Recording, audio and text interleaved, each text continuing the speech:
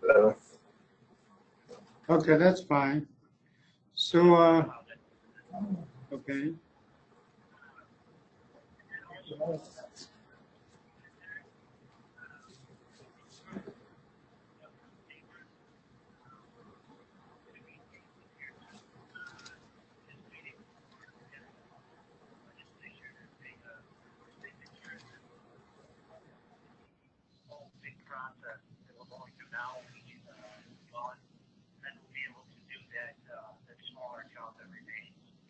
What timetable we're talking about? How long would it take effect, approximately? Another 2 months or half a year? I'm not sure when, hopefully they'll be sending off on that soon. But the other account, that one's been, like I said, that one already is approved, so we won't have an issue with that one. It's just the TXRS account. Oh, okay. So like I said, there's been they've been trying to change the rule for the Department of Labor there. Hello, this is Kyle. I'm sorry about that. I'm having some audio quality issues over here. Yeah, you can send me an email. I have to run into a meeting, so I can send me. Okay. Yep. Schedule sometime. Yep. This will be an I'm recording this session, so it'll be an archived webinar. We'll make sure to get it out to everybody who's in attendance and registered today. All right. So I'm going to go ahead and mute everyone. Sorry again for the difficulty we had there. All right. So it looks like everyone's able to hear me again. Sorry about that, everyone. Just a little bit about Oasis Sales. Again, we've been a premier distributor with Mentor Graphics for over 16 years. Mentor Graphics, now a Siemens company. So we are excited to continue that partnership with Mentor, a Siemens company, and continue to allow us to help with getting our customers the correct solutions in the electronics design space, in the mechanical analysis space as well. So this is Oasis Sales territory. We cover the greater half of the Midwest of the United States. So if you're in one of those states, definitely reach out to us if you have any questions for technical issues or want to try out a license, for example. We do a lot of webinars. We have a couple of application engineers within Oasis Sales. We are always doing more webinars just to talk about different features of the tool, different solutions, or just different technology associated with printed circuit board design. You can find all of our webinars on our oasissales.com webpage. So if you have not gone there, it contains a lot of good technical information that you can find. Just a quick, I wanted to make a note of the next webinar that I will be hosting, and that's going to be a tech talk on the MCAD Collaborator. And what that is it's just a tool that allows a lot greater integration between the mechanical analysis team as well as the electrical designers, so you can really collaborate between ECAD and MCAD and see updates in real time. So that's going to be hosted on Thursday, July 5th, same exact time, and that can be really useful in the Xpedition and PADS professional tool space. We also have our YouTube channel. If you are interested in finding more of our webinars or small videos, there's our YouTube channel link right there, and you can also find that on oasissales.com. Here's my contact information. If anybody wants to write that down or take a quick screenshot of it, I'm definitely always happy to help with technical questions or just more information on the tools. Okay. So just a broad overview of what Mentor Graphics and Oasis Sales can offer in the electronic design space. We have our Xpedition enterprise layout tool for larger design teams tackling some pretty significant design challenges in their printed circuit board design. Allows for multi-site collaboration as well as some enterprise data management solutions. PADS is a desktop-based PCB design tool that's been around for a long time. I'm sure most people are familiar with it. It is still a very capable tool on outputting very complex designs. It just doesn't have those data management wraparounds for enterprise needs. Hyperlinks is a simulation and analysis tool, allows you to simulate for signal integrity, power integrity, or even some EMI issues that could happen on your printed circuit board. So that can be used with any CAD tool, not just Xpedition or PADS. And then Valor is more on the assembly and manufacturing side of the printed circuit board design. It allows you to check for common manufacturing and assembly issues to have a higher yield. I like to show off this page. Just shows how printed circuit board design has really been evolving in the last few decades. So the main line that I like to show on the right is that red highlighted line. That is just the average leads per square inch. So that just means that boards are staying about the same size, probably even getting smaller, but the components are just getting packed more dense on the board, leading to more connections throughout the board, which can lead to more layers, increased costs in producing those printed circuit boards. So that's why we're talking about FPGA I/O optimization today. It allows us to hopefully mitigate the need to add more layers or use advanced via technology, for example, which can increase the cost of your design. So with intelligent pin swapping, we can make the board easier to route using those high pin count FPGAs. So what is the integration steps needed in order to integrate your FPGA design as well as your PCB design? So there's a lot of issues here because there's basically two different domains that are happening within this type of design cycle. First, the FPGA designer is actually going ahead and creating the HDL design in whatever language they would like to use and whichever tool they want to use for their FPGA design and synthesis. So they're going to go ahead and create that code and synthesize the FPGA. What do we do next in order to bring it into the printed circuit board area and optimize those pin assignments as well as the routability? We first have to go ahead and create that FPGA as a symbol in the schematic. So if anyone's gone through this process manually of creating a FPGA symbol, it can be very difficult, especially if you're having 1,000-pin parts. It can be very error-prone and time-consuming. So I'll show how Xpedition I/O Optimizer can allow us to really quickly create those FPGA symbols error-free. The next step to take is to actually assign the HDL signals to the symbol pins on the symbols. So this just allows us to have that integration between the HDL code, the FPGA actual assignments, and what's on the symbol pins in the schematic. This allows us to understand how the FPGA is wired up, what pins are used for which function, and then actually go ahead and do intelligent pin swapping as is fit from that FPGA definition of those pins. Next, we're actually going to go ahead and have some data synchronization between Xpedition PCB layout tool and the actual schematic. So this allows us to have all of that information throughout the flow. Once we've gone ahead and done that pin swapping, we can actually go ahead and export a place and route constraint file back to the FPGA vendor and allow us to use those to edit our code and have the correct pin definitions. Okay, just to, like I said, there is a chat dialog box in the GoToMeeting applet. If you have any questions during the presentation, please feel free to enter those in there. So what are the benefits of the I/O optimization process? Just a few benefits that this allows us to do is bridge the domain of the FPGA design and the PCB design. No more just tossing over the wall with a CSV file and having to do pin swapping all manually, which again can be very error prone and time consuming.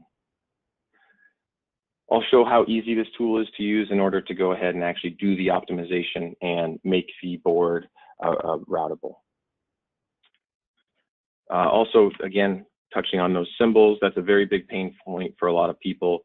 It allows us to go ahead and easily and quickly create those symbols. What I'll also show is that how those symbols are so easy to be created is because there's an extensive FPGA vendor library. What this allows us to do is pull down all of the information directly from the vendor and have all of those banks or fractures created for us on the symbols. We can also assign those pin assignments driven by the FPGA vendor rules. Because that library is made of intelligent components, it will allow us to really quickly create all of those symbols as they are defined. And then the last thing that we're going to talk about is just the integrated floor planner, allowing us to unravel the FPGA connections between multiple FPGAs or between an FPGA and a connector, for example. So a lot of the issue we have is to actually create those symbols and have the pin assignments defined correctly. What the I/O optimizer allows us to utilize is an actual library of FPGA devices. So this is continually being updated by Mentor Graphics in order to reflect the most up-to-date devices. Okay, so this allows us to have an on-demand service. You can request one of the newest FPGAs that you'll be using, and the device turnaround will be less than a week. And this is an automatically downloaded library when you actually started the tool. Okay, so it's going to allow us to use essentially all of the major vendors for those FPGAs that you might be using today, including Altera, Lattice, Microsemi, and Xilinx. And with all those tools, we'll actually be able to read and export those place and route files in order for you to develop that FPGA. I do see a question from Brett, and he's asking, what about parallel FPGA and PCB development, both starting at the same time? That's a great question, Brett. So what you can do there is you can understand which device you're going to be using first, create the symbols correctly, and you'll be able to fracture those up by bank. And then as soon as you have the synthesis or the HDL file, we can go ahead and bring that in for the pin definition while they're still continuing the code. That's essentially all we need is the pin definitions on how you define the pins on the device, and then you can continue to work on those in parallel and update that as needed. Okay. So just some challenges that are associated with the actual creation of the symbol. So on the right-hand side, we've got a picture of the Vertex 6. So that's a 1932 pin part. That can be very difficult to go ahead and create by hand or through the use of spreadsheets. Okay, so this can allow us to have a big time sink into creating this one part. So the FPGA I/O optimizer will allow us to select this device and actually go ahead and create all of those symbols correctly for us very easily.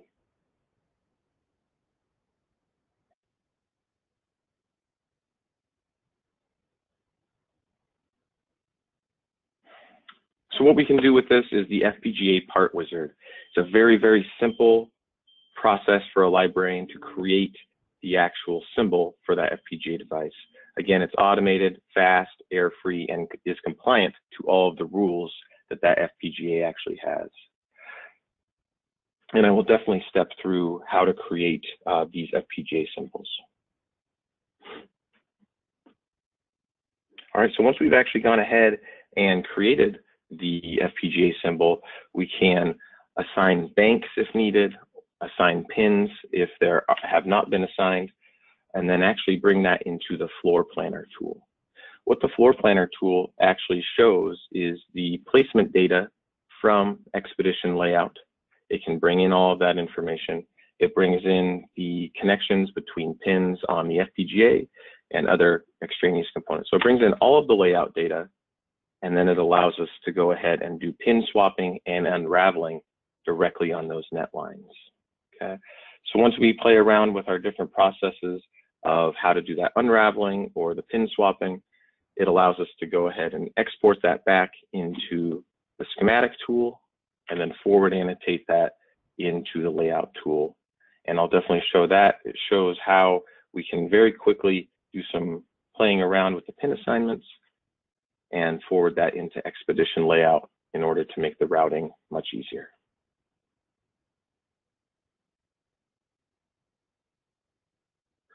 There is also multi-FPGA optimization in the floor planner. So here you can see U5, U3, and U1. They have quite a few bow ties or nets crossing each other in that picture down below. You can actually unravel all of those connections between FPGAs. So it's doing multiple pin swappings on multiple different FPGAs.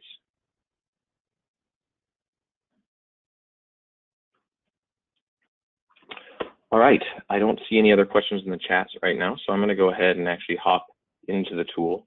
And if you guys do have any questions, please feel free to put those in the chat box, and I can either show that or just talk to it as well. Okay, So this is Xpedition Designer, the schematic capture tool. If anyone is unfamiliar with this, we have our project navigator at the left-hand side showing all of our different schematic blocks and symbols. And we have a few different FPGAs actually in this design. Okay, so here's just a top-level block diagram showing kind of what is happening within this design. I also have the layout tool open right now, and this is showing U2 is going to be our main concern today. Specifically these connections right here. So we've got them routed a breakout scheme as well as routed to this connector on the side of the board. And you can see that there's a lot of nets crossing each other, which can be very difficult to route that correctly.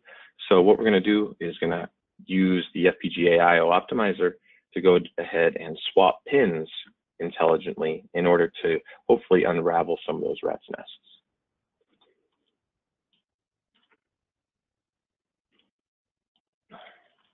Okay, so the first thing I want to talk about is symbol creation for FPGA parts. We can do that in a few different ways, and this is the library management tool within Xpedition. Okay, so here we can go into the FPGA part wizard.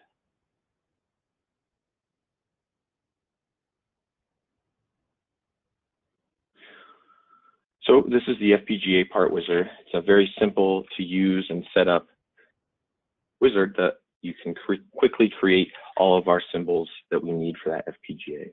Here we can select our different vendors that we might be using for that device, as well as the family, the device, and the package that it's using. So here's the library that I was talking about that Mentor Graphics is continually updating and constantly adding the newest devices into this library. Okay, so you'll see if I go ahead and select a different component, the symbol preview is going to show us what those different symbols will look like. If I'd like, I can actually go ahead and put that on a sheet, for example, just to see how those different symbols they would look on that sheet.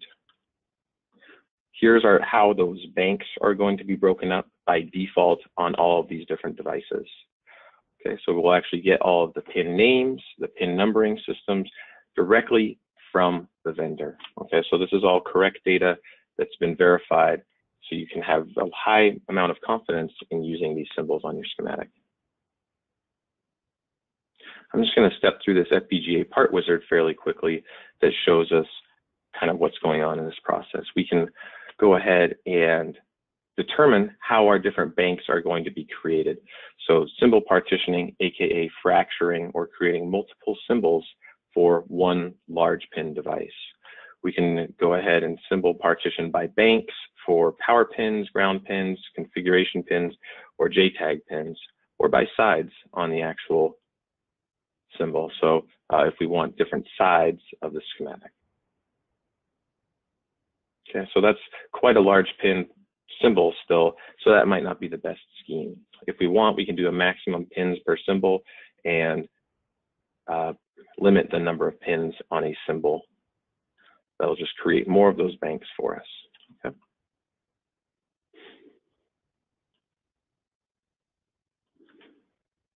Here we can just edit the actual appearance of the symbol, as well as what type of sorting scheme that we're working on, the pin by pin basis. So we can sort by pin number, pin name, or pin function.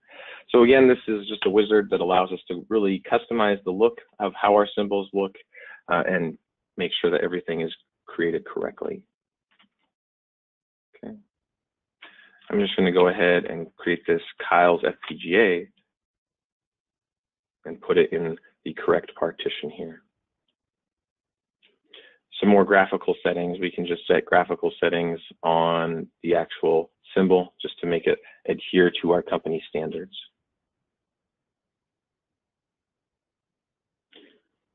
And then finally, it just gives us a summary. It's giving us all of these different partitions, and it's going to go ahead and create this symbol in our central library.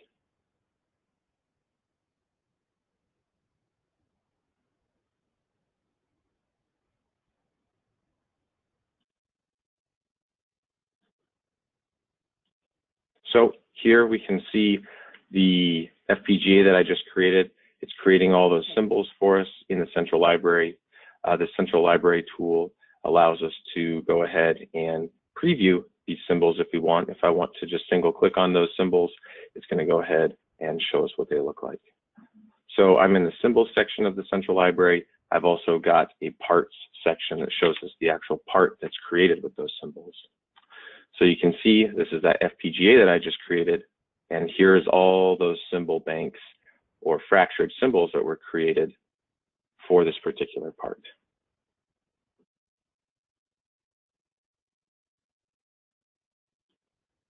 Okay.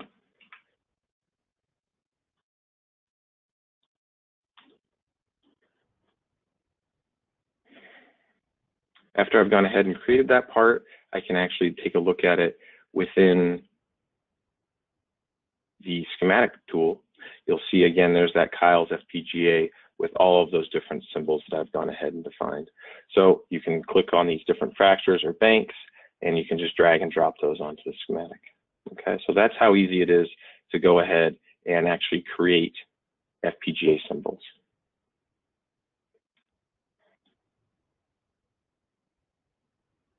What I want to do next is actually go ahead and bring in the HDL definitions for all of those pins. If I right click on any part of those FPGA symbols in the schematic and hit Optimize FPGA, this will bring up a dialog box that allows us to go ahead and start using the actual FPGA wizard. Okay, so this is again Kyle's FPGA. And here is where we're going to actually select that vendor and device again. So this is the exact same dialog that we were looking at for creating the symbol.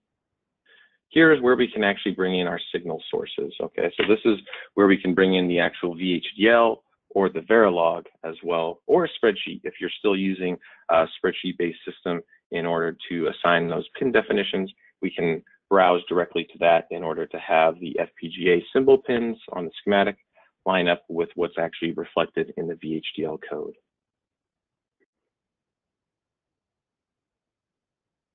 Okay, I do have an example of what that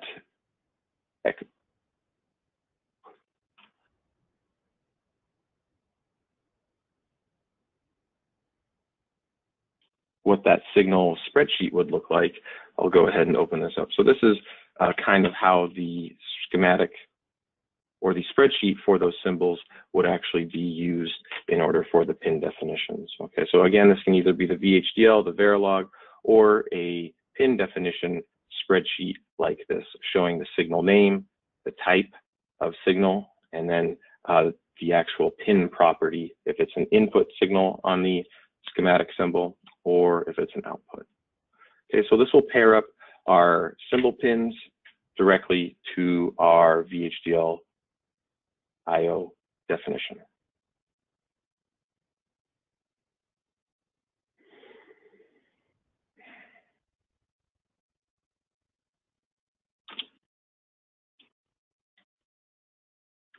Okay, so I already have an FPGA placed, a Xilinx device here.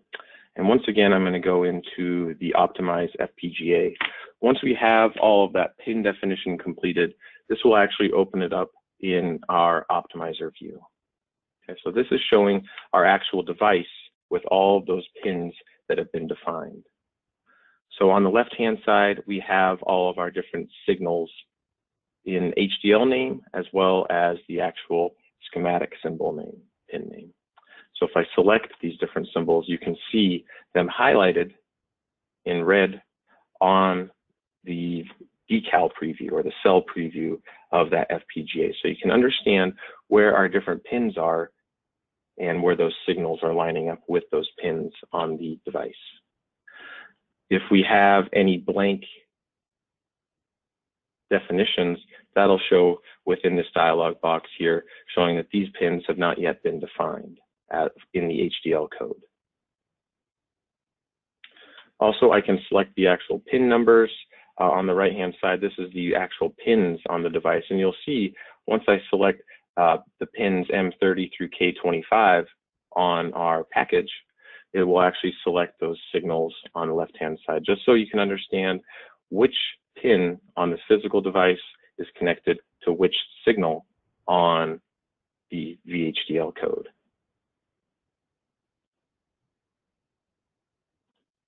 Okay. Within here, if you need to go ahead and bring in a new signal definition, for example, we can import a vendor constraints file or an FPGA synthesis constraints file, and this will allow us to go ahead and update any pin definitions that have changed in the VHDL code since you first instantiated this part in the library. Okay, so this can always be a fluid process. Going back to your question, Brett, is how do we do this type of design in the same flow? How do we do the FPGA design during the same time that we're doing the PCB design? If anything needs to be updated, you can just re-import the constraints file here, and the pins will automatically be redefined and brought back into the schematic.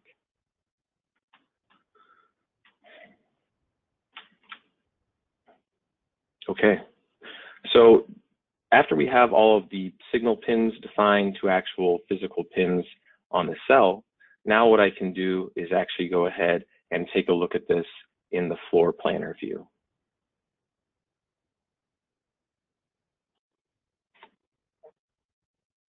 So this will open up the floor planner view, and again, the floor planner shows the actual physical layout of the boards and all of the signals that we have defined here as well.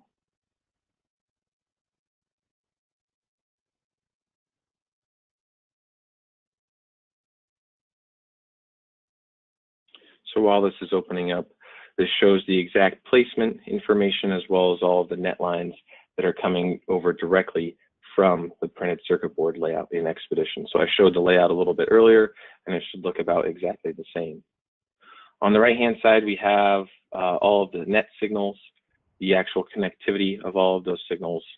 So you can either select them here, and they'll highlight on the board, or we can actually go ahead and zoom in and select these different signals, and they'll be highlighted in the connectivity pin. All right. If I only want to see the signals that I've selected, I can right-click within here and show only those selected nets. Okay. So again, what I want to do here is just allow the tool to go ahead and try and unravel these nets as best as possible. I'm just going to right-click and hit Unravel. This will pop open a dialog box that allows me to unravel all of the FPGAs at once. You can definitely do that if you would like, or only unravel the selected nets that I have here.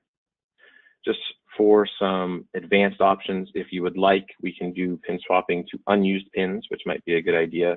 And again, the tool is going to know directly from the FPGA vendor which pins are swappable, which pins can be used, even if they're an unused pin. And then if I would like to, I can unravel on each layer separately. So here, I'm just going to go ahead and click Unravel, and let's take note that a lot of those crossings of those net lines is going to go away. Okay. So down in the output dialog box, it's going to give us kind of an overview of what it just did with the unravel. So total count of crossings was about 6,350, and now we're just to 6,691. So, or it was 6,691, now we're to 6,350, and it shows us kind of the total crossing reductions that was achieved, which is 5.13. Okay, so did a pretty good job right there. Looks a lot easier to go ahead and route that. Now, if I want, I can reset all of those filters and take a look at the rest of these net lines.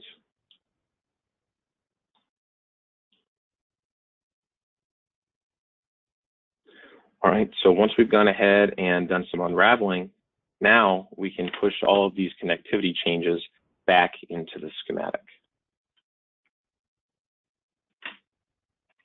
Okay, so I'm going to go ahead and click on ECO and back annotate all of these changes back into the schematic.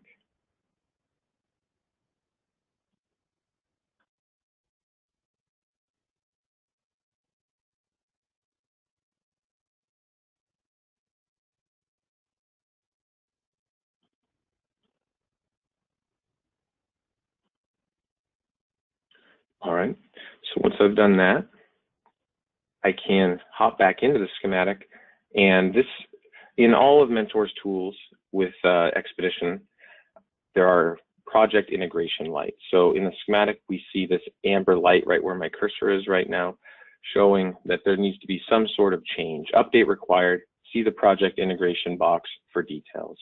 If I double click on that, it will open up the project integration box. And it shows that the FPGA I optimizer back annotation is required. So what needs to happen here is if I just double click on this, the tool is going to go ahead and look back into the FPGA I optimizer that we just unraveled and update any symbol or pin definitions that need to happen across the schematic on all of those different symbols. Okay, so I'm going to go ahead and double click that.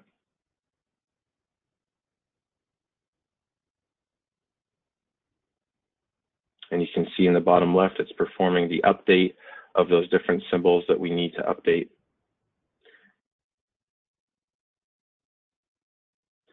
And in the output dialog box, it's going to show anything that needs to be changed. Okay, so it's showing FPGA optimizers updated the FPGA properties on the following symbols. So this is a good overview of what's changing, and I can click on that symbol, and it's going to go ahead and open it up for us. Okay, so if we took a before and after screenshot of this symbol, some pin definitions would have changed, some pin numbers would have changed, just the order of how those pins are defined. Okay, so what we can do with that is actually go ahead, and it doesn't matter which pin is on which fractured symbol, the tool will allow us to do pin swapping throughout those different devices.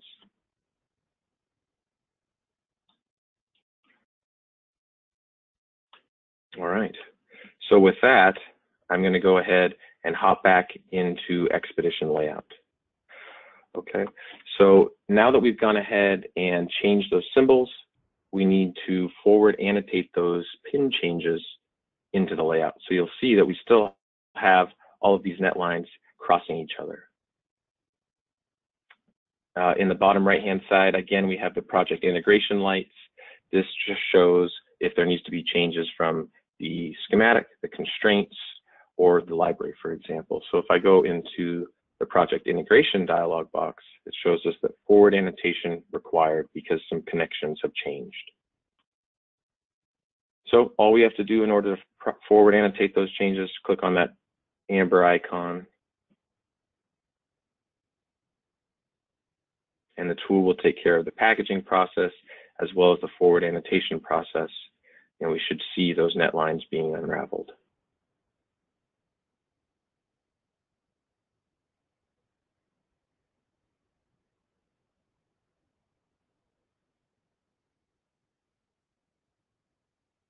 Okay. All right, so the forward annotation process has completed, and we can see that it's done a great job of unraveling. That looks a lot easier to actually route than it was previously.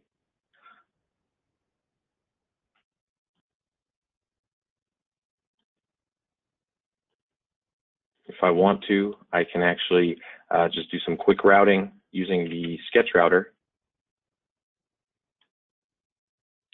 And if anyone's unfamiliar with the sketch router, I'll just show very quickly how I do it. I've selected the net lines, and all I have to do is go ahead and draw this sketch. You can kind of see the sketch path there. And now once I'm done, I can just hit F9.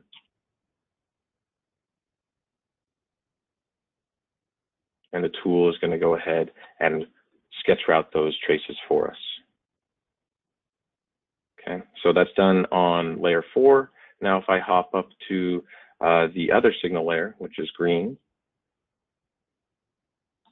I can do the exact same thing. Again, I'm going to draw a sketch. Using my mouse icon, you can see that that is the sketch router path. And I'll just hit sketch route. Looks like I missed one. I forgot to select that. And there's intelligent selection, so I didn't even have to select the net line. I can just draw the sketch, and it understands which net lines it wants to use. All right, so just like that, we've gone ahead and quickly created the schematic symbol, imported the vendor constraint files, imported your pin definitions from the VHDL, and then done some intelligent pin swapping to allow us to route these connections very, very easily. Okay, so the last thing that we really need to do is finish the rest of these traces, of course, but to update the FPGA on the FPGA side, I can hop back into the IO optimizer. Okay, so there's a couple of different things that we can do here, but the easiest is to go ahead and export the FPGA synthesis constraints file. Okay, so that's going to allow us to export that constraints file and then import it back into our Xilinx tool, for example, or ModelSim, or whichever synthesis tool that you're using for FPGA development, and import all these pin definitions just to make sure that you have the same pin definitions in the FPGA tool as well as the layout and schematic tool.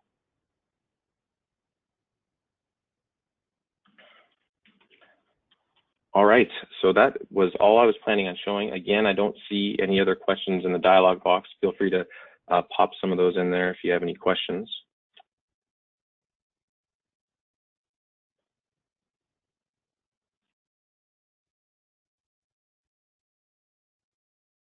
All right, just a summary on kind of what we covered today.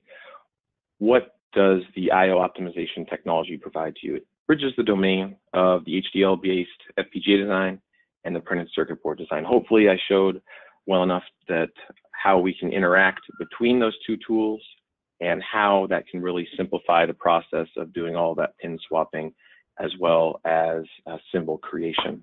Okay, so it's easy to use, integrated with the Xpedition PCB design flow, allows us to see all of that placement information, update all of that new placement information from the PCB, or go ahead and make changes in the floor planner view and forward annotate those all the way through into the layout tool.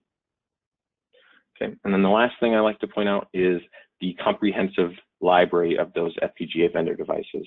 So with this tool, gone are the days of going ahead and actually creating that symbol in the top right or those multiple symbols in the top right, which can again be very time consuming and error prone.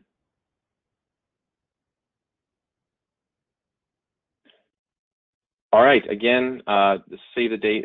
Sorry, this is for the MCAD collaborator, not for the FPGA optimizer.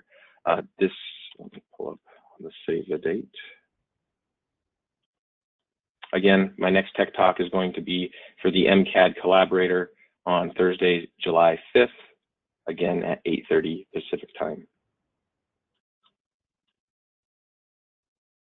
All right, and here again is my contact information.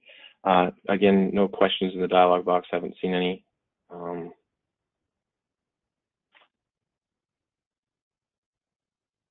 I do see a few questions, I'm sorry about that. Going back to Brett's question, just 2 minutes. What value do I get if we don't have write access to our library? Yeah, that's going to be an issue if you don't have write access to your library, just because you're not going to be able to create those symbols or those parts. But I'm not sure what you mean. Which value do you get? You will just get a dialog box that says you can't open it if you don't have write access.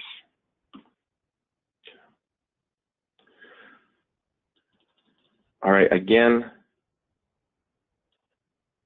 there's my contact information. Please write that down or take a screenshot of it. And please feel free to reach out to me with any other questions or want to discuss anything we talked about further. All right, with that, I'm going to go ahead and end the webinar. Again, thank you everyone for attending. Please feel free to contact me in the future. Have a good day.